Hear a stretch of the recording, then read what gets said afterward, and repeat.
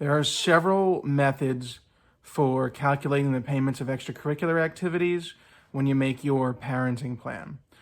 One method is to divide the cost of uniforms, equipment, the balls, the clubs, the bats, the lacrosse sticks, hockey sticks, football pads, what have you, to divide the cost of all of that 50-50, split it right down the middle.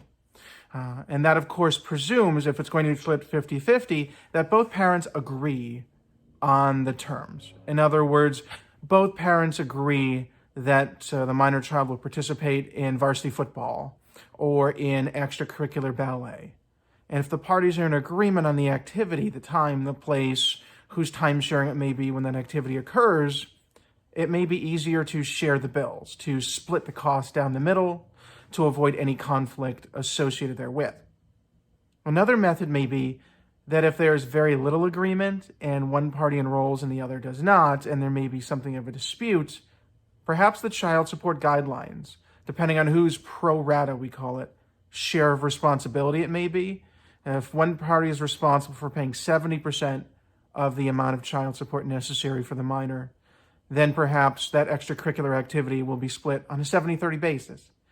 But generally, and the standard Flirting Parenting Plan makes this clear, generally, it is on a 50-50 basis and evenly split. And why is that a good thing or a bad thing? It's a good thing because then there may be incentive for some cooperation.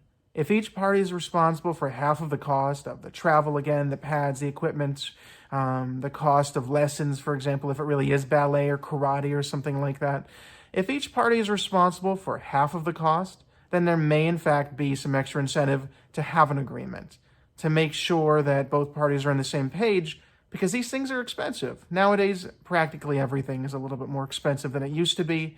Having some cooperation and some sense of mutuality here for the kids is really a good thing. It benefits everybody. Those are the two general methods. Again, one is 50-50, right down the middle. And the other that I've experienced and encountered is the pro rata share of responsibility may be calculated and apportioned for purposes of the extracurricular activities. Look to your parenting plan, look to your finances and your financial affidavits. Be sure to communicate about the cost of the expenses, because that may help you decide whether or not it's really an activity that everybody should have or that everybody prefers. And if it's an activity that can be decided upon by mom and dad or whomever the parents are, then who benefits the most? It's your kids or the minor child that's participating in the activity. That is very important. Thank you very much.